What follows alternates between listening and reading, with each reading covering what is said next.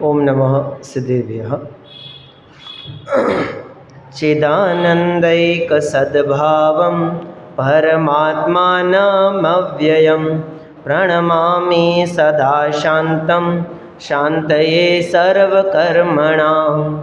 चैतन्य आनंदमय सुशाश्वत शांत उस परमात्मा को कर्म क्षय के हेतु में करता सदा वंदन हो। आचार्य पद्मनंदी देव रचित यह पद्मनंदी पंचविंशति का ग्रंथ है। कल हमने छंद क्रमांक 314 के आधार पर यहाँ चर्चा की थी। वस्तु का अनेकांत स्वरूप आचार्य देव ने बताया और साथ में कहा जो एकांती होकर वस्तु के एक पक्ष को ही ग्रहण करते हैं वे नष्ट हो जाते हैं, और जो अनेकांतात्मक वस्तु के स्वरूप को स्वीकार करते हैं वो वस्तु के अनंत गुण, अनंत शक्ति, अनंत धर्मों की वास्तविक पहचान करते हैं और मोक्ष की प्राप्ति करते हैं। अब आगे बढ़ते हैं। ये तो बीच में एक विषय आया था केवल अनेकांत की चर्चा का, पुनः उसी विषय पे चलते हैं। एकत्व सप्तति अधिकार चल रहा है। अब बीच में एक प्रसंग आचार्य देव ने प्रस्तुत किया 315 नंबर छंद में। उत्थानिका में लिखा है, थोड़ा सा ज्ञान अहंकार का कारण। ठीक है, समझ में आ रहा है आपको क्या कहना चाह रहे हैं आचार्य देव? अल्प ज्ञान और मान का कारण, यानी ज्ञान की अधिकता से मान होता है ऐसा नहीं है। जब हमें जो ज्ञान है वो ज़्यादा लगने लग जाता है तो मान हो जाता है। बहुत जानने वाला मानी होगा ऐसा नहीं है। एक 8 मदों में एक मद का नाम है ज्ञान मद। अब ज्ञान मद किसे होगा, ज्ञानी को कि अज्ञानी को? पूर्ण ज्ञानी को कि अल्प ज्ञानी को? अल्प ज्ञानी को ज्ञान मद। लेकिन समस्या ये है कि उसे अपना अल्प ज्ञान अल्प नहीं लगता और वो बहुत लगता है। अब मद में एक प्रॉब्लम है, मान में एक समस्या है कि मानी जीव किसी की सुनना नहीं चाहता, किसी की सुनना नहीं चाहता। उसे लगता है मुझे सब कुछ आता है तो मैं क्यों किसी के पास जाऊं, मैं क्यों किसी की सुनूं, ऐसा मानी को प्रतीत होता है। इसलिए ज्ञान मद के वशीभूत होकर अज्ञानी जीव अपने कल्याण का मार्ग बताने वाले ज्ञानियों की शरण में नहीं जाता। इसी बात को आचार्य देव इस छंद में बताते हैं। ये एक प्रकार से कहो तो नीति है, ये नीति है। नीति शतक में भी ऐसे अनेकों छंद हैं जिनमें इस तरह की चर्चा है। केचित् किंचित् परिज्ञाय कुतश्चित् गर्विताश्रया जगन्मन्दं प्रपश्यन्तो नाश्रयन्ति मनीषिणः। कोई किंचित ज्ञान कर विद्वान निज को मानते मूर्ख समझे।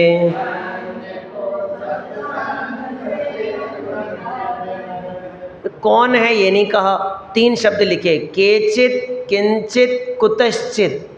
मिल गए आपको तीनों शब्द? केचित किंचित कुतश्चित। केचित मतलब कोई, किंचित मतलब थोड़ा सा, परिज्ञाय जान कर, उन्हें थोड़ा बहुत ज्ञान हो गया। केचित किंचित परिज्ञाय, थोड़ा ज्ञान हो जावे तो क्या करते हैं? कुतश्चित गर्विताश्रयः, वे अपने को क्या मानने लगते हैं? मैं विद्वान। गर्वित आशया, अपने अभिप्राय में मान का पोषण करने लग जाते हैं। होता है ऐसा और बहुत सामान्य बात है। बहुत सामान्य। हर व्यक्ति को ऐसा लगता है कि मुझे बहुत ज्ञान है, मैं बहुत समझदार हूँ, मैं बहुत होशियार हूँ, और शास्त्रादि के अभ्यास करने पर तो ऐसी बुद्धि का होना और ऐसा लगता है स्वाभाविक सा है, क्योंकि शास्त्रों का अभ्यास कर पाना ये अलग बात है और उसे पचा पाना ये बहुत अलग बात है। अब पचाने का मतलब, सम्यक दर्शन एक तरह से पाचक है। सम्यक दर्शन, आप समझना मेरे विषय को, सम्यक दर्शन एक तरह का पाचक है। पाचक का काम होता है कुछ भी खाओ पचा देता है। ऐसे ही सम्यक दर्शन आपको कैसा भी उदय आ जाए वो उसे पचा देता है। आपको बहुत पुण्य का उदय आएगा, चक्रवर्ती के समान वैभव मिलेगा, तो भी मान नहीं आएगा, मान नहीं आएगा। चक्रवर्ती की माता चक्रवर्ती को कहे सम्राट चक्रवर्ती, भाग्यवान, और वो कहे कि माता इतना कह के मेरा मजाक मत बनाओ, मैं भाग्यवान नहीं हूँ, मैं अभागा हूँ, तो मुझे अपने भाइयों के समान तीर्थंकर की दिव्य ध्वनि सुनने को नहीं मिल रही है, मैं वहाँ जाके नहीं बैठ पा रहा हूँ, और मुझे उल्टा ये युद्ध आदि में जाना पड़ रहा है, ये मेरा सौभाग्य थोड़ी है, मैं तो अभागा हूँ, ऐसा कहते हैं। ये कौन बोल रहा है? ज्ञान, सम्यक दर्शन ने पचाया है उस पुण्य के उदय को। कामदेव के समान सुंदर रूप मिला, कामदेव के समान सुंदर रूप, लेकिन वो कामदेव के समान सुंदर रूप रूप मद पैदा नहीं करता, रूप मद पैदा नहीं करता। क्यों नहीं करता? सम्यक दर्शन पचा लेता है। उसे बहुत मिलेंगे दुनिया में कहने वाले, तुम बहुत सुंदर हो, बहुत सुंदर हो, बहुत सुंदर हो, लेकिन सारे वचनों को पचा लेता है, पचा लेता है, कभी भी मद उछल के सामने नहीं आता। हाँ, ये आठों मद सम्यक्त के विपरीत है ना, तो ज्ञानी को आठ मद नहीं होते। तो क्यों नहीं होते? क्योंकि ज्ञानी के पास सम्यक दर्शन, सम्यक ज्ञान का बल है, जो बल उसको सर्व प्रकार के उदयों में पचाने का काम कर लेता है। तीव्र पाप का उदय आ जाए, तीव्र पाप का, तो भी ज्ञानी अपने को दीनहीन अनुभव नहीं करते, नहीं करते। 700 साल का कोढ़ हो जाए ना, तो भी ज्ञानी को ऐसा क्षण मात्र नहीं लगता कि ये रोग मुझे हुआ है। ये कौन कह रहा है? ये सम्यक दर्शन का बल है, जो उन्हें उस पुण्य के उदय को, पाप के उदय को पचाने की सामर्थ्य दे रहा है। जिनको सम्यक्त्व नहीं होता उनका क्या, उनका क्या? वो एक कहानी चलती है दर्शन शास्त्र में ऐसी। वो एक अरस्तु नाम का या प्लेटो नाम का कोई दार्शनिक था यूनान में, तो उसके पास कोई व्यक्ति पहुंचा और उसने कहा मैं बहुत बड़ा जमींदार हूँ, मेरे पास बहुत सारी प्रॉपर्टी है। उसने कहा बहुत बढ़िया बात है। उसने बताया नाप तोल के, भाई इतने एरिया है, इतना ये है, इतना वो है, ऐसा वैसा, इतनी यहाँ उतनी वहाँ। बोले बहुत बढ़िया, तुम बहुत बड़े आदमी हो, ऐसा करो ग्लोब लेके आओ, ग्लोब, पृथ्वी का नक्शा होता है ना पूरा, ग्लोब लाओ। लाए भाई ग्लोब, कि बताओ इसमें से यूनान कहाँ है? तो उसने ऐसे घुमा करके निकाला कि ये रहा यूनान। अब इसमें बताओ कि तुम्हारा शहर कौन सा है? तो ऐसे यूं करके बिल्कुल एक चींटी जैसा बारीक सा, तो वो शहर। अब इसमें बताओ तुम्हारी प्रॉपर्टी कितनी है? कितनी प्रॉपर्टी है तुम्हारी? तुम जैसे मान रहे हो कि बहुत सारी है, बहुत सारी है, बहुत सारी है। विश्व के मुकाबले तो ये संपदा कुछ नहीं है, बहुत अल्प है। अब इस अल्प संपदा को प्राप्त करके तुम ऐसा समझते हो कि मैं बहुत बड़ा, मैं बहुत बड़ा, मैं बहुत बड़ा। अरे इन संपदाओं से क्या ही होना है, क्या हो जाने वाला है, क्या साथ जाने वाला है? ये विचार करना समझ में आ जाता है, ज्ञानी को समझ में आ जाता है। पुण्य और पाप के उदय से मेरी महानता नहीं है। यदि पुण्य के उदय से मैं महान अपने को मानूंगा तो उदय समाप्त होते ही ये महानता खत्म हो जाएगी। इसलिए मैं यदि महान हूँ तो अपने स्वभाव के बल से हूँ, अपने सम्यक दर्शन ज्ञान चारित्र के बल से हो, पुण्य और पाप के उदय से नहीं। ये ज्ञानी को मद नहीं सताता। अज्ञानी को क्या है? केचित् किंचित परिज्ञाय कुतश्चित् गर्विताशया। कहीं से किसी ने थोड़ा बहुत जान लिया तो अपना अभिप्राय उस गर्व से भर लिया। कुतश्चित् गर्विताश्रया। अब गर्विताशय होने के बाद उनकी स्थिति क्या हुई? जगन मंदम प्रपश्यन्तो। सारी दुनिया को क्या देखते हैं? जगत को मंदम प्रपश्यन्तो। सारी दुनिया क्या लगती है? मंदम, मूर्ख है, अल्पज्ञानी है, कुछ नहीं आता दुनिया को, कुछ नहीं आता। गजब हो गया। मैं बहुत बार दादा ने ये बात हमको समझाई, जब प्रवचन करने जाते ना कहीं भी ऐसे, या कभी भी सामान्य पने भी, कि कभी भी सभाओं में चर्चा करो तो ऐसा मत कहना कि मैं ऐसा सोचता हूँ, कि तुम्हारे सोचने से नहीं चलता जैन शासन। जैन शासन तो आगम से चलता है।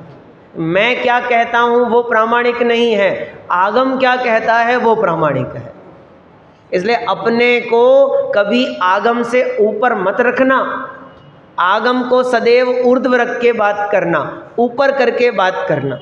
टोडरमल जी साहब को जब अपनी प्रामाणिकता सिद्ध करनी थी पहले अधिकार में, तो उन्होंने क्या नाम लिखे कि मैंने इन ग्रंथों का भले प्रकार अभ्यास। प्रामाणिकता यानी मेरी प्रामाणिकता मेरे वचनों से नहीं हो रही है, मेरी प्रामाणिकता आगम के अभ्यास के आधार पे हो रही है। यानी इस व्यक्ति को कोई नहीं जानता।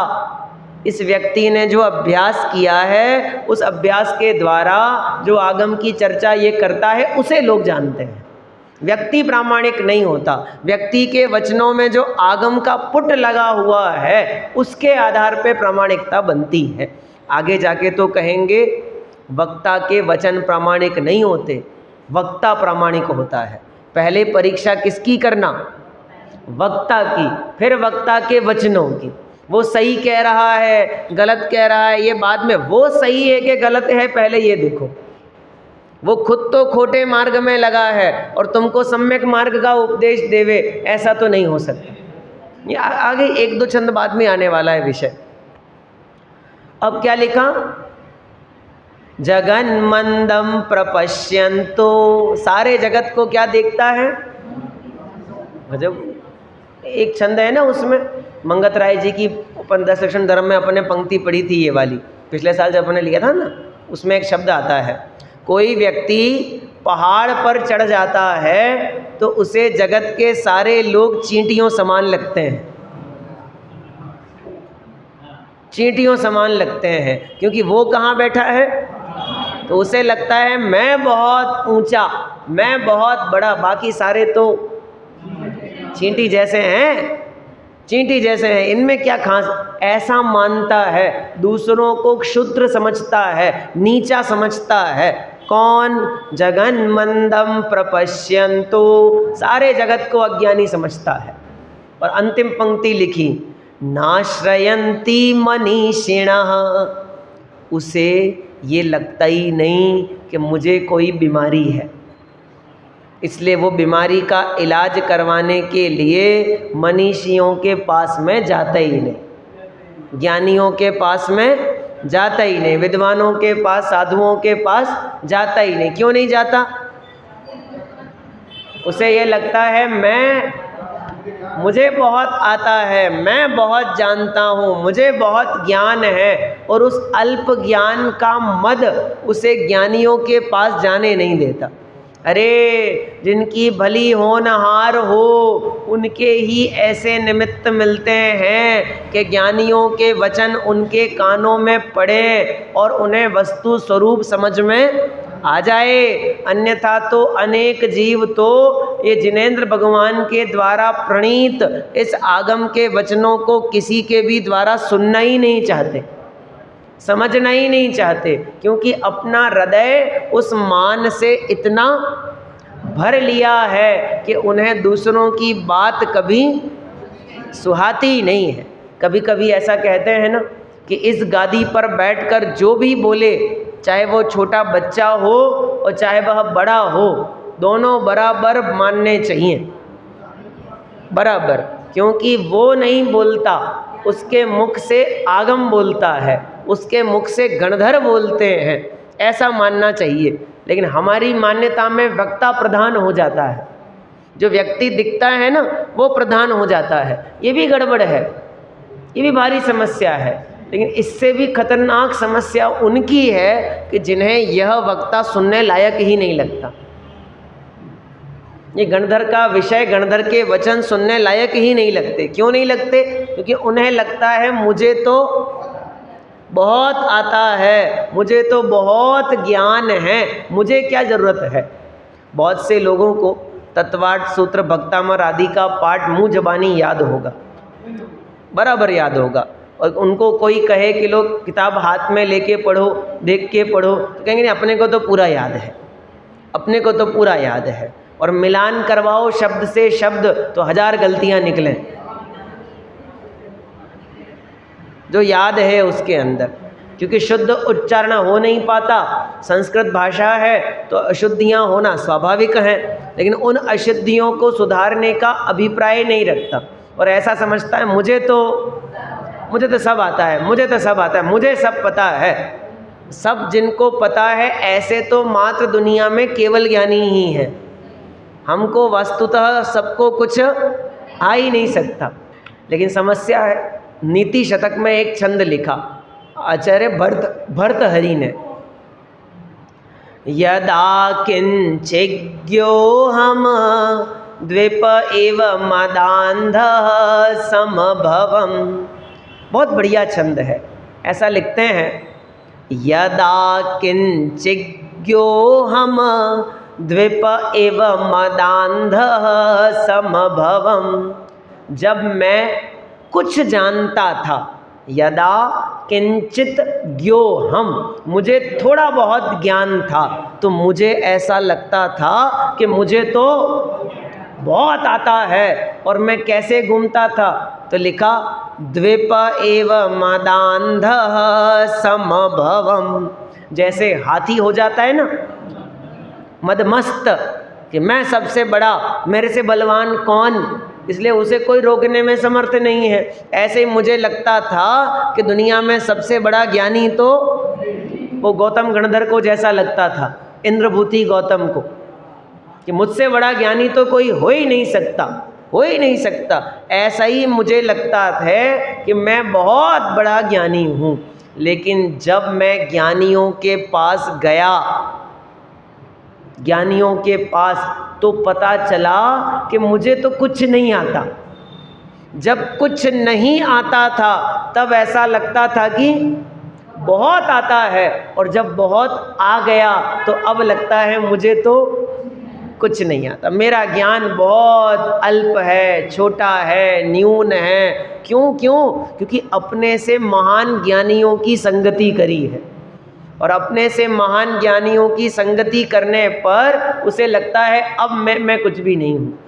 सौधर्म इंद्र इतना अद्भुत शयोपशम का धनी है कि वह अंतर मुहूर्त में द्वादशांग का पाठ कर ले। कितनी देर में? 48 मिनट के अंदर अंदर वो पूरे द्वादशांग का पाठ कर ले, इतना शयोपशम है उसके पास में। लेकिन फिर भी केवल ज्ञानी भगवान की सेवा में कैसा लगा है? क्यों लगा है? उसे लग रहा है मेरा ज्ञान क्या ज्ञान है? ज्ञान तो ये है, एक केवल ज्ञानी भगवान का ज्ञान देखो कितना अद्भुत ज्ञान है। केवल ज्ञानियों को भी अपने ज्ञान की महिमा नहीं आती, उन्हें लगता है ये केवल ज्ञान तो पर्याय है, इससे अद्भुत तो वो ज्ञान स्वभाव है कि जिससे प्रति समय ऐसी ज्ञान पर्याय निकल रही हैं। प्रति समय पर्याय की महिमा नहीं आती, महिमा आती है स्वभाव की। यानी एक समय की पर्याय वो अनंत ज्ञान के नहीं, महिमा है उस ज्ञान की जिसमें ऐसी अनंत समयों की पर्याय पैदा करने की सामर्थ्य है। वो ज्ञान स्वभाव उनकी दृष्टि का विषय बना। किसकी महिमा गाएं? सबसे बड़ा कौन? कि सबसे बड़ा मैं। मैं सबसे बड़ा, मेरा स्वभाव सबसे बड़ा, मेरे स्वभाव में ऐसी अनंत पर्याय पैदा करने की सामर्थ्य है। इसलिए ज्ञानी को मद नहीं आता और अज्ञानी को जरा जरा सी बात पे आ ही जाता है, सदा बाहर आ जाता है। बढ़िया कार खरीद के लाए तो समझता है मेरी कार सबसे बढ़िया, अच्छे कपड़े पहने तो मेरे कपड़े सबसे बढ़िया, हर चीज़ के अंदर, हर वस्तु में, क्योंकि पाचक नहीं है ना, पाचक नहीं है, पचा नहीं पाता। जब पचा नहीं पाता तो डकार आती है, या तो डकार आती है या फिर वो वमन करता है निश्चित रूप से। तो ये स्थिति अज्ञानी की है, पचा नहीं पाता, और ज्ञानी को पाचक है, सम्यक दर्शन सम्यक ज्ञान, तो वो सब पचा लेता है। चाहे जैसा पाप का उदय आ जाए, चाहे जैसा पुण्य का उदय आ जाए, ज्ञानी को कोई फर्क नहीं पड़ता। उनके लिए सब बराबर, कोई विशेष फर्क नहीं। बिल्कुल। तो एक तरह से इस पूरे छंद को एक नीति के रूप में हमें स्वीकार करना चाहिए। अर्थ पढ़ता हूँ। अनेक मनुष्य कहीं से कुछ थोड़ी सी बात जानकर अपने को विद्वान मान लेते हैं तथा अपने सामने जगत के सब विद्वानों को मूर्ख समझते हैं। अतएव अहंकार के कारण वे सच्चे विद्वानों की संगति भी नहीं चाहते। कौन कारण बन रहा है? अहंकार। भी 2 दिन पहले एक व्हाट्सएप पे मैसेज चल रहा था, बहुत सारा दूध है, बहुत सारा, लेकिन 2 बूंद नींबू के पानी का रस डाल दो तो सारा दूध फट जाता है। ऐसे ही बहुत ज्ञान होवे, निर्मल होवे, लेकिन थोड़ा सा अहंकार हो जाए तो वो सर्व ज्ञान बेकार हो जाता है। वो सर्व ज्ञान जो आपको मोक्ष मार्ग की ओर ले जा सकता था, वही ज्ञान आपको अब मद के रूप में, अहंकार के रूप में संसार की ओर बढ़ाने में निमित्त बन जाता है। इसलिए अहंकार बुरा है। ऐसा जानकर प्राप्त पर्याय में मिले संयोगों का, शयोपशम का, कर्म के उदय का कभी भी अहंकार नहीं करना चाहिए। हिंदी पाठ। हाँ बिल्कुल सत्य बात। 8 मद से रहित, कल ही तो पढ़ा था अपने, परसों। वसुमद टारि निवारि त्रिशठता, शठ अनायतन त्यागो, शंकादिक अरुदोष बिना संवेगादिक चित्त पागो। स्पष्ट कहा पंडित जी ने, 25 दोषों से रहित होता है। स्पष्ट। कोई किंचित ज्ञान कर विद्वान, निज को मानते मूर्ख समझे।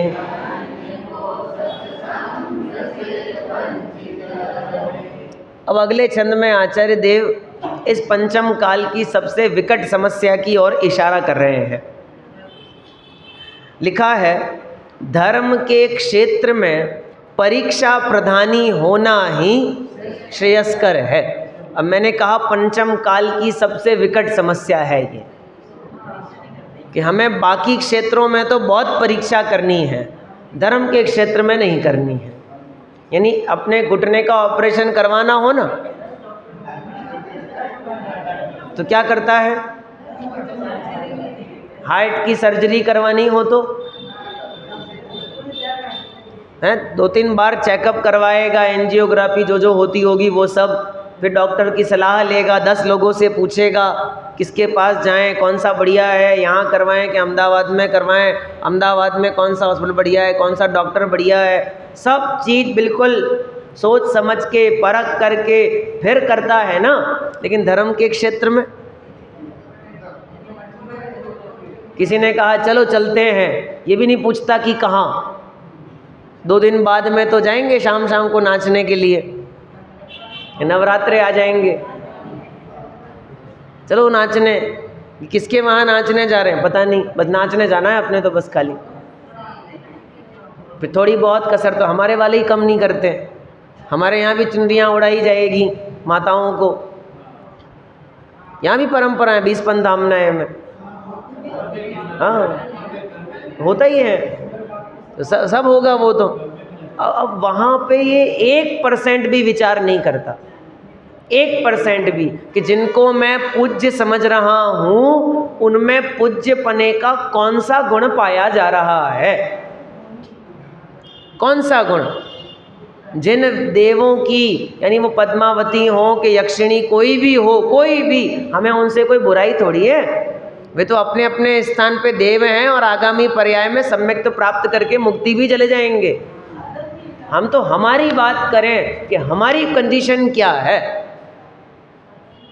कि क्या वे पूजने लायक हैं या नहीं है। यदि हैं तो उनमें पूज्यत्व का कौन सा गुण पाया जाता है, कि वीतरागता है, सर्वज्ञता है, हितोपदेशीपना है कि नहीं। ये तीनों तो नहीं है। चलो सम्यक तो होगा, संयम तो होगा। अरे संयम के बिना तो पूजनीयपना नहीं आता। संयम के बिना, जिस बिना नहीं जिन राज सीजे, ऐसा लिखा, सुरग नरग पशु गति में नाही। वो संयम मुनिपने में अंगीकार करने वाले मुनिराज पूजनीय हो सकते हैं, लेकिन असंयम को धारण करने वाले देवी देवता ये पूजनीय तो नहीं हो सकते। लेकिन फिर भी देखो, धर्म के क्षेत्र में कुछ भी करो सब चलता है। एकमात्र ऐसा क्षेत्र है कि जहां आपसे कुछ भी करवाया जाएगा सब चलेगा। एक तरफ कहा जाएगा जीव हिंसा मत करो, मत करो, और वहीं पे लाइट बंद करके हजारों लाखों दीपकों से आरती भी करवाई जाएगी। वो लोग करेंगे भक्ति भाव के साथ में। बिल्कुल कोई विवेक काम नहीं कर रहा। सुबह तो बढ़िया भगवान की पूजन कर रहे थे, हे भगवान आप उत्तम क्षमा के धनी हो, आपने षटकाय के जीवों की रक्षा करी है, हम भी ऐसी भावना बातें हैं। और शाम आते आते आते आते हम उन्हीं जीवों की हत्या करने के लिए तैयार हो जाते हैं। धर्म का क्षेत्र ऐसा ही है। धर्म के क्षेत्र में देवता देखे ही नहीं जाते, अपना प्रयोजन देखा जाता है। कोई पूरा करे, ये करें वो करें, वो करें वो करें, कोई भी करे, कुछ भी हो जाए। अभी तो महानगरों में तो एक विचित्र व्यवस्थाएं चालू हुई हैं अभी अभी। वहाँ तो यह सिस्टम ऐसे हैं कि एक ही मंदिर में 3-4 वेदियाँ होती हैं। जयपुर में भी है, हाँ, एक मंदिर में 3-4 वेदियाँ होती, एक ही मंदिर में। और एक वेदी में दिगंबर भगवान, एक वेदी में श्वेतांबर भगवान, एक वेदी में शिव जी, एक वेदी में विष्णु जी, सब अलग अलग अलग अलग बैठ जाएंगे। और हमारे धर्मात्मा जीव ऐसे हैं कि चारों वेदी में जाके आएंगे, चारों वेदी में दर्शन करके आते हैं, कोई फर्क नहीं पड़ता। फिर कहीं कहीं थोड़ी और अच्छी है तो वहाँ तो बंटवारे हैं, एक कंपाउंड में 4 मंदिर हैं, वो थोड़ी अलग व्यवस्था है। और कहीं कहीं तो एक ही मंदिर में सब भगवान है। तो क्या करें कि नहीं नहीं वो हमारे भगवान को नमस्कार करेंगे तो हमें भी नमस्कार तो करना ही पड़ेगा। तो अच्छा थोड़ी लगता है बिल्कुल भी। अरे किसी को अच्छा लगाने वाला धर्म थोड़ी है, हमने तो ऐसा ही मान रखा है। वे हमारे यहाँ आते हैं तो हमें भी उनके वहाँ तो जाना ही पड़ेगा। वे हमारे यहाँ आके हाथ जोड़ लेते हैं तो हमें भी उनके वहाँ जाके हाथ तो जोड़ने ही पड़ेंगे। कि वे हमारे यहाँ आके हाथ जोड़ते हैं, पुण्य बांध लेते हैं, हम वहाँ जाके हाथ जोड़ लेते हैं, मिथ्यात्व का पोषण कर लेते हैं। इसका मतलब है हमें सच्चे देव शास्त्र गुरु का श्रद्धान अभी है ही नहीं, और इसके बिना तो मोक्ष मार्ग की नींव भी नहीं बनेगी। इसलिए श्रावकाचार में समंत भद्राचार्य देव ने इन्हीं को प्रदान किया कि सच्चे देव शास्त्र गुरु का श्रद्धान करो। पहले ये मूढ़ताओं में चक्कर में मत पड़ो। कौन सी मूढ़ताएं? देव मूढ़ता, गुरु मूढ़ता, लोक मूढ़ता, कुछ भी कैसे भी होवे हम पूजेंगे। क्या मूर्खपना की हरकतें हैं ये। ऐसा क्यों? क्योंकि परीक्षा प्रधानी नहीं होता। अपने बच्चे को स्कूल भेजना हो ना तो भी परीक्षा करता है, कौन सा स्कूल बढ़िया है, फीस कितनी है, क्या पूरे साल भर में क्या चलेगा, क्या क्या सिखाएंगे, क्या नहीं करेंगे, सब बातें पूछता है। लेकिन धर्म के क्षेत्र में कुछ नहीं पूछता। इसलिए यहाँ पंडित यहाँ आचार्य देव ने लिखा, धर्म के क्षेत्र में परीक्षा प्रधानी होना ही श्रेयस्कर है, होना चाहिए परीक्षा प्रधानी। पढ़ते हैं छंद। जंतो मुद्धरते धर्मः पतन्तं दुःख संकटे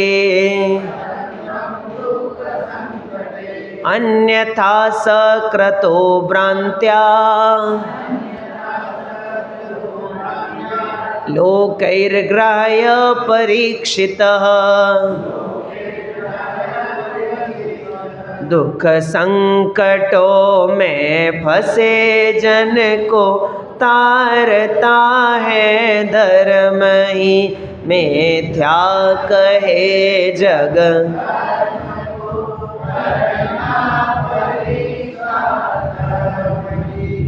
देखो, धर्म की परीक्षा का मतलब होता है देव की परीक्षा, शास्त्र की परीक्षा, गुरु की परीक्षा, वचनों की परीक्षा, आचरणों की परीक्षा होनी चाहिए। निर्णय तो करना पड़ेगा। ये बात जब सीता को वनवास दिया रामचंद्र ने गर्भवती दशा में, तो सीता ने सेनापति कृतांत वक्त्र के द्वारा रामचंद्र को एक ही तो संदेश भिजवाया था ना, कि तुमने लोगों के कहने से मुझे छोड़ा तो छोड़ा, लेकिन लोगों के कहने से धर्म को मत छोड़ देना। क्या कहना चाह रहे हो आप? देखो, लोग तो कहेंगे, नाना प्रकार की बातें बनाएंगे। दुनिया में कोई ऐसा दर्शन या मत नहीं है जिसे सब मानते हो।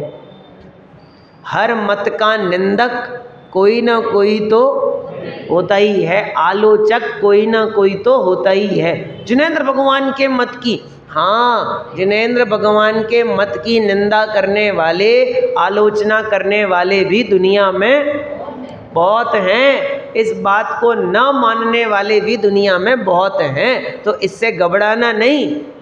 बहुत लोगों के न मानने से यह मत मिथ्या होने वाला नहीं है। यह मत तो जैसा है ये वैसा ही रहेगा, इसमें कुछ नहीं है। एक कहानी है, आप कुछ भी कहो के अंदर आती है, उस कहानी संग्रह में गांठ खोल देखी नहीं, इस नाम से एक कहानी है। सेठ की कहानी है एक। वो सेठ मरने वाला था, तो उसने मरते मरते अपनी पत्नी को कुछ संदेशा दिया, फिर उसकी मृत्यु हो गई। एक ही पुत्र था, छोटा था उम्र में अभी। तो उस माता ने अपने घर के संचालन के लिए अपने पुत्र को बुलाया और कहा कि ऐसा करो कि तुम्हारे पिताजी ने सर्व संपदाएं बेच करके ये रत्न खरीदा था, तुम जाओ इस रत्न को बाजार में बेचो और उससे अपना घर चलेगा। ठीक है, तो बच्चा गया रत्न बेचने के लिए बाजार में, तो किसी ने सही कीमत नहीं लगाई। उसे लगा कि कीमत बहुत कम बता रहे हैं, सब रत्न को देखते और कीमत कम बताते। तो उसे लगा कि नहीं, पिताजी ने अगर सर्व संपदाएं बेच के ये रत्न खरीदा है तो इसका मतलब इस रत्न की कीमत तो बहुत ज़्यादा आनी चाहिए, लेकिन ये लोग बहुत कम बेच रहे हैं। तो वो घूमता घूमता उस बाज़ार में पहुंचा जहां उसके पिताजी भी व्यापार करते थे, और एक दुकान पे पहुंचा और उस दुकानदार के सामने उसने वो रत्न रखा। तो दुकानदार ने उससे परिचय पूछा, तो परिचय निकलते निकलते बात चली तो पता चला कि ये तो मेरे ही मित्र का बेटा है। तो उसने वो रत्न परखा और उसने कहा सेठ ने कि बेटा, अभी बाज़ार बहुत मंदा है, अभी तुम रत्न बेचोगे तो तुम्हें अच्छी कीमत नहीं मिलेगी। तो फिर बोले अब क्या करूं, मेरे को तो घर पर गृहस्थी चलानी है। तो बेटा ऐसा करो कि तुम ऐसा करो कि मेरे यहाँ पे काम करने लग जाओ, नौकरी करने लग जाओ। तुम नौकरी करना, तुम्हें पैसा भी मिल जाएगा। फिर रत्न का, तो रत्न को ऐसा करो एक पोटली बना करके तुम तिजोरी में रख दो और उस तिजोरी में ताला लगा के चाबी तुम्हारे पास में रख लो, तुम्हारा रत्न तुम्हारे पास सुरक्षित है। तो उसको समझ में आ गई बात और वह रत्न को वहाँ रख के वो नौकरी करने लगा। दिन बीतते गए और उस जौहरी की दुकान पे बैठे बैठे दिन भर में हजारों रत्नों को उसने देखा, परखा, और धीरे धीरे धीरे धीरे उसे वो कला आ गई, पारखीपना आ गया, रत्नों को देखने की कला आ गई। और कुछ सालों के बाद उस सेठ ने कहा कि बेटा, अब मुझे लगता है कि बाजार ठीक चल रहा है, अब यदि तुम रत्न बेचोगे तो तुम्हें बहुत कीमत मिल जाएगी और तुम्हारा काम चल जाएगा। तो गया, पोटली निकाली, रत्न हाथ में लिया और देखते ही फेंक दिया।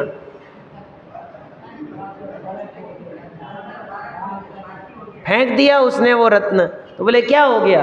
बोले रत्न है ही नहीं, तो कांच का टुकड़ा है, नकली है ये तो। बोले क्या बात करते हो, तुम्हारे पिताजी ने खरीदा है। बोले खरीदा होगा पिताजी ने, लेकिन असली नहीं है। इतने समय तक रत्नों की परख करते करते मुझे इतना तो समझ में आ गया है कि असली रत्न क्या होता है और नकली क्या होता है। बोले बेटा, अगर यही बात मैं तुमको 5 साल पहले कहता कि तुम जो रत्न लेके आए हो ये नकली है, तो तुम्हें ये बात समझ में नहीं आती। तुम्हें ये लगता कि ये आदमी चोर है, ठग है, मुझे ठगने ला जा रहा है। और आज तुमने स्वयं परीक्षा करके रत्न पकड़ लिया हाथ में, तो तुम्हें समझ में आ गया ना। बोले तुम्हारे पिताजी से गलती नहीं हुई थी, उन्होंने असली रत्न तो तुम्हें समझा था। तुम हो उसका असली रत्न कि जिसकी कोई कीमत नहीं आंकी जा सकती। मतलब पूरी कहानी में इतना ही समझाना है, परीक्षा करना कितना ज़रूरी है। बिना परीक्षा के वो रत्न की कीमत का अंदाज़ा हमको कैसे लगेगा? सही और गलत की पहचान हमें, कि जो पिताजी खरीद के लाएं वो तो सही होगा। परख तो अपनी काम करेगी। हम तो बनिए हैं ना, तो बनिया तो वो होता है कि बाप देवे तो बेटा गिन के लेवे, और बेटा देवे तो बाप गिन के लेवे। नोट होते हैं ना, नोट बंडल बना के दे, तो गिन के देते हैं, गिन के लेते हैं। ये बनिया बुद्धि है। परीक्षा तो करनी पड़ेगी। अगर ऐसा नहीं करोगे तो यहाँ दिया, जंतो मुद्धरते धर्मः पतंतम दुख संकटे। पतंतम गिरते हुए, दुख संकटे दुख और संकटों में गिरते हुए, जंतुम प्राणियों को, उद्धरते धर्मः ये धर्म क्या कर देता है? उद्धार कर देता है। जगत के दुखों में डूबते हुए प्राणियों को यह धर्म उन दुखों से बचा लेता है, बचा लेता है। धारयति उत्तमे सुखे, जो उत्तम सुख में स्थापित कर देता है उसका नाम धर्म है। आगे लिखा, अन्यथा सकृतो भ्रांत्या लोकैर्ग्राह्यः परीक्षितः। लोकैः दुनिया के द्वारा, लौकिक जनों के द्वारा, अन्यथा सकृतो भ्रांत्या मिथ्यात्व के कारण, भ्रांति के कारण इस धर्म की व्याख्या क्या कर दी गई है? अन्यथा, भिन्न भिन्न प्रकार की कर दी, अलग अलग कर दी। तो हमें क्या करना है? ग्राह्यः परीक्षितः, तुम ग्रहण करना, लेकिन क्या करके? परीक्षा करके ग्रहण करना, परीक्षा करके। देखो हमें कितनी महिमा आती है। आजकल एक चक्की आई है नई मार्केट में, आटा पीसने वाली चक्की। उसमें ऐसा है कि आपके गेहूं के साथ में यदि कंकड़ पत्थर भी हुए, बराबर, तो उस मशीन में ऐसा सिस्टम है कि वो सारे कंकड़ पत्थर को अलग कर देगी और गेहूं को पीस लेगी। ये मशीन है आजकल, ऐसी चल रही है आजकल। तो कितना बढ़िया सिस्टम है। आ रहा समझ में आपको कि मिक्स करके रखा है, लेकिन हमें क्या मिलेगा? हमें वही मिलेगा जो हमारे लायक है, बाकी सबको क्या कर देंगे? हमें कितनी बढ़िया मशीन है, कितनी जोरदार मशीन है। मिक्सचर में तेल निकालो, मिक्सचर में मूंगफली डाल के, तो मूंगफली और तेल दोनों साथ में ही आएंगे उस मिक्सचर में तो, लेकिन जो मशीन आएगी उसमें अलग अलग। तो हमें कितना बढ़िया लगेगा। देखो देखो, बेकार बेकार सब आउट, यही तो हमसे भी कह रहे हैं, सब मिला जुला है दुनिया में, तुम तो क्या करना, परीक्षा करना। परीक्षा करके काम में लोगे तो काम आएगा, बिना परीक्षा के कोई कुछ भी कहेगा तुम मान लोगे तो फिर गड़बड़ है, फिर गड़बड़ है। जब हम देखते हैं कि कई जैनी साधर्मियों के कभी यहाँ पे कभी यहाँ पे, कभी गले में कभी पाँव में कोई ना कोई डोरा बंधा रहता है, हाँ डोरा बंधा रहता है, तो लगता है कि अभी तो बहुत दूर है भैया, बहुत दूर है, बहुत कठिन है भैया। क्योंकि हमें किसी ने कहा ये वाला करो, गले में काला डोरा पहनना, नज़र नहीं लगेगी, ये वाला घर के बाहर जूता लगाना, नज़र नहीं लगेगी किसी की। इसका मतलब अभी तो लोक मूढ़ता, इसे आचार्यों ने नाम दिया है लोक मूढ़ता। लोक मूढ़ता का मतलब है जैसा लोगों ने गंगा में जाने पर अपने को पवित्र मानना समझ लिया ना, ऐसे ही हमने सम्मेद शिखर जाने पे मान लिया कि हम पवित्र हो गए। बराबर है, उनकी गंगा है, हमारा पर्वत है, इतना ही फर्क है बस, और कुछ नहीं। बिल्कुल लोक मूढ़ता 100%। आप गा सागर स्नान मुच्चय सिकताश्मनाम गिरिपातोग्निपातश्च लोकमूढ़म निगद्यते। रत्नकर्ण शावकाचार्य का छंद है। क्या कह रहे हैं? आप गा सागर स्नान, किसी नदी में नहा लो, किसी तालाब में डुबकी लगा लो और तुम क्या हो जाओगे? पवित्र। लोक मूढ़ता। फिर लिखा गिरिपातोग्निपातश्च, किसी पर्वत से कूद जाओ, अग्नि में जाओ, होता है ना ऐसा, अग्नि पे चलो, अंगारों पे चलो, इससे क्या हो जाओगे? पवित्र हो जाओगे। क्या कह रहे हैं? कभी कह रहे हैं सिकताश्म नाम, मिट्टी को, राख को अपने माथे पे लगा लो, शरीर पे लगा लो तो क्या हो जाओगे? पवित्र हो जाओगे। ये क्या है? लोक मूढ़ता। लोक मूढ़ता। सुनो, पाप के उदय को कोई डोरा धागा रोकने में समर्थ नहीं हो सकता, कोई नहीं। आना है उदय तो आएगा। तुम हजार, एक गाड़ी मैंने भी टीवी में देखी, उस गाड़ी में आगे 10-20 वो लगी थी, फोटो नहीं, छोटी छोटी प्रतिमा, 10-20, एक आध भी नहीं, लोग तो एक आध लगाते हैं, 10-20 लगा रखी थी पूरी गाड़ी के अंदर, 10-20, हाँ कार के अंदर आगे की तरफ में पूरे में, सब प्रकार के देवी देवता, सब। कोई ना कोई तो बचाएगा ना भाई, इतने सारे हमने याद किए हैं, कोई ना कोई तो आएगा बचाने के लिए। मणिमंत तंत्र बहु होई, मरते न बचावे कोई। कोई बचाने में समर्थ नहीं है। ये डरना नहीं है, डरा नहीं रहे हैं आपको, समझा रहे हैं। ब्रह्म में हो, इस ब्रह्म में ये बचा लेंगे, ऐसे रक्षा हो जाएगी, ये कर लेंगे, वो कर लेंगे, ये कर लेंगे। ब्रह्म में हो, सारा खेल हमारे पूर्वकृत पुण्य और पाप के उदय का है, सारा खेल। और हम समझ रहे थे कि नहीं नहीं देखो हम कर रहे हैं, हम कर रहे हैं। इसलिए आचार्यों ने कहा पागल मत बनो, परीक्षा करो, बिना विचारे निर्णय मत करो। किसी ने कहा तो एक काले वाले भैंस को दूध वो पिलाना है, रोटी खिलानी है, किसी ने कहा ऐसी वाली करनी है, वो वाली करनी है, पागल हो गए। करो ना, गाय को रोटी खिलाना पाप नहीं है, लेकिन धर्म भी नहीं है। मछलियों को दाना खिलाना पाप नहीं है, कबूतरों को दाना खिलाना पाप नहीं है, लेकिन धर्म भी नहीं है। हमने ये सारी क्रियाओं को काहे से जोड़ रखा है? धर्म से। इसलिए समस्या है।